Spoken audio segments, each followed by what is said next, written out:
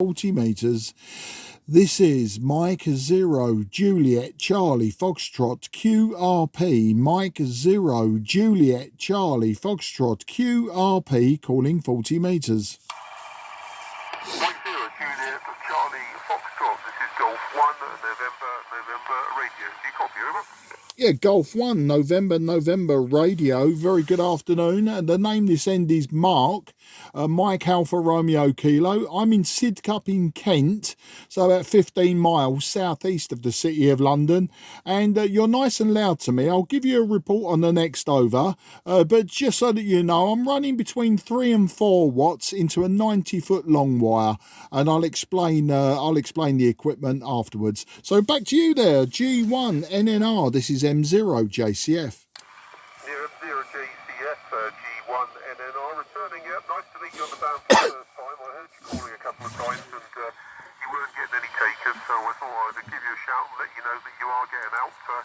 My name's Dave, Delta Alpha Victor Echo. I think I caught your name was Mark. You did just fade a little bit when you gave your name, so I've got you written down as Mark. My QTH is down on the south coast of the UK, in the town of Poole, Papa Oscar Lima Echo, about 40-45 miles west of the city of Southampton. So back to you there from G1NNR. Yeah, Golf 1, November Romeo, Mike 0, Juliet Charlie Foxtrot, Mark in Sidcup in Kent. And yeah, Dave, you got the name right, it's Mark. You were Santiago 8 to me, so 5 and 8, no problems whatsoever. And I'm using one of those Chinese-made micro SDX transceivers. I bought this one yesterday. I've had 4 of them now.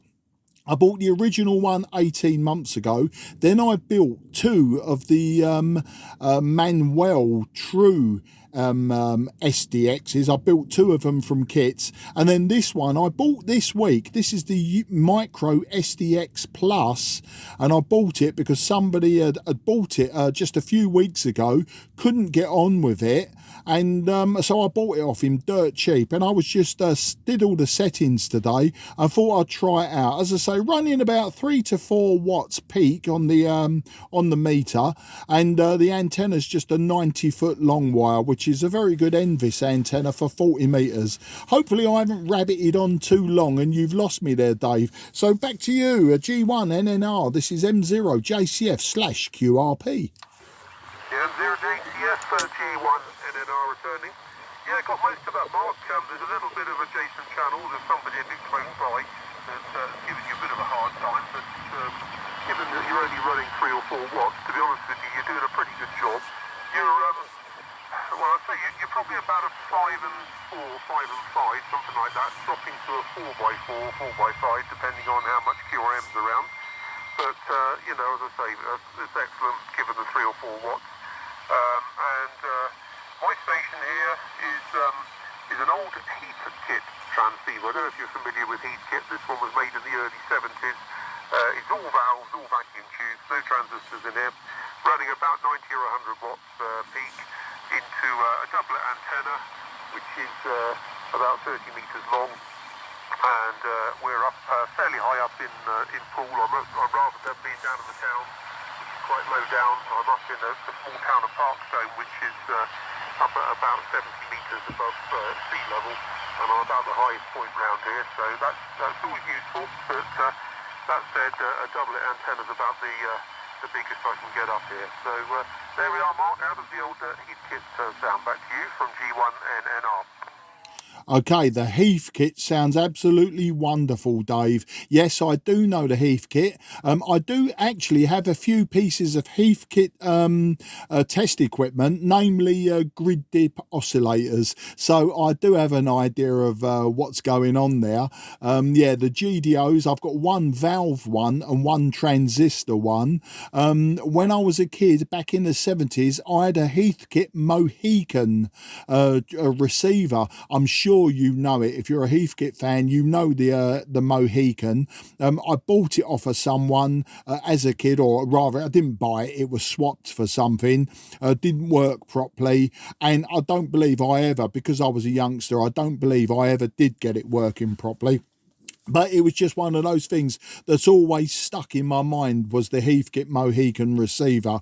Yeah, this little transceiver, you know, it is what it is. It's an 8-band transceiver. As I say, I've got several. And for what they are, for something that fits in the palm of your hand, they are absolutely superb. But yeah, I say, even out of this thing, and I'm using a tiny little speaker microphone, you're sounding absolutely great. I've just gone onto your QRZ website and I can see a very nice lineup of kit that you've got there. If you look at mine, you'll see I also have a lot of valve and hybrid gear as well as other stuff. But mine isn't stacked up as neatly as yours. You look at mine, it looks like a bomb's hit it. And as for Paul in Dorset, I do know it very well. A lot of my family came from there. And back in the day, Dave, I was a big Speedway fan. In fact, I raced Speedway bikes myself. And one of my uncles was a marshal down at Poole Pirates. Now, my local team was Crayford. Well, I had two, Crayford and then Hackney Hawks over at the other side of the River Thames from me. But yeah, I was a big Speedway fan. As I say, my family come from there. One of my family used to, this is back in the 70s, be a marshal at Poole Pirates. And me and my wife was down there just a few years ago, before the pandemic, about a year or so before the pandemic. And yeah, I quite like it down there. So that's the story there, Dave. Back to you, G1 NNR. This is M0 JCF. Yeah, M0JCF, G1 NNR returning. Yeah, fine business, Mark. Yeah, glad you've come across the Heathkits in your time. I do know the Mohican, that's a receiver. But it's surprising when you speak to a lot of the newer hams now, they've never come across Heathkit. I guess it was a big deal back in the 70s, well, even the late 60s, 70s and 80s, but they kind of disappeared off the radar after that, and they're almost consigned to history now. But I enjoy restoring these old transceivers and getting them going again. This was an eBay purchase that I got that was been out of use for many years and didn't work.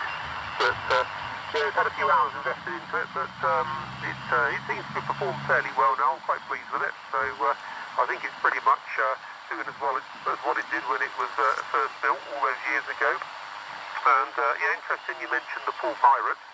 I don't even know if the Poole Pirates are actually still going. We used to hear them. I think it was on a Wednesday night. You could actually hear the Speedway bikes up here in Parkstone.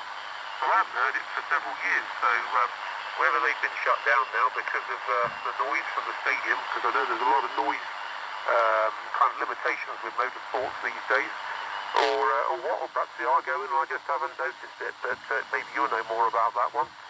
But yeah, I've never visited the Speedway in all my life, I think, which is probably a pretty poor show, really, considering it's my local team. And I am quite interested in motorsports as well, albeit with cars or with sprints and hill climbing type events. But there we are.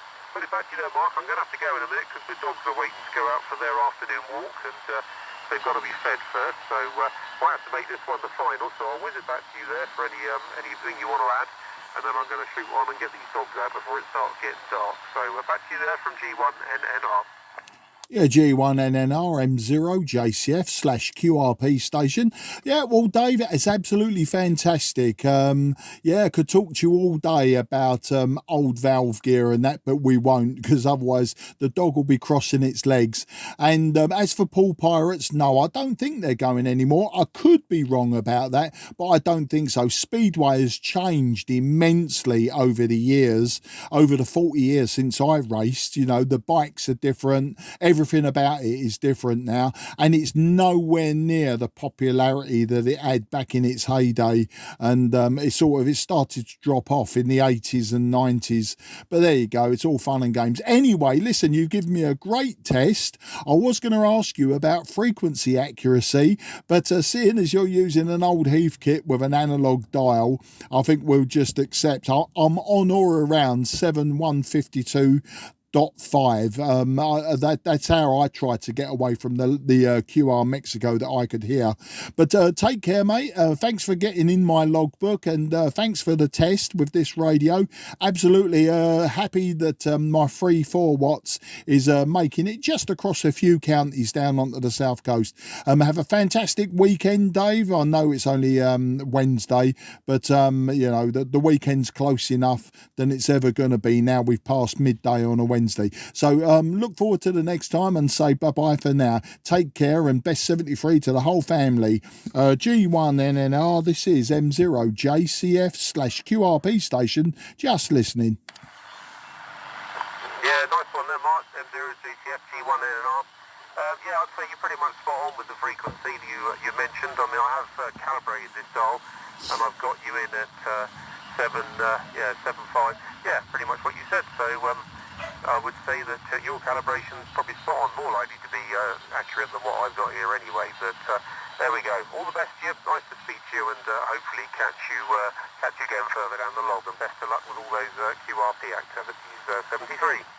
Yeah, 73, mate. Take care and good luck. QRZ, Mike 0, Juliet, Charlie, Foxtrot, a QRP station southeast of England calling.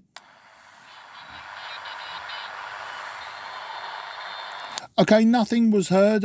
Mike 0, Juliet, Charlie, Foxtrot, a QRP station in southeast of England going temporarily QRT. This frequency is clear for use.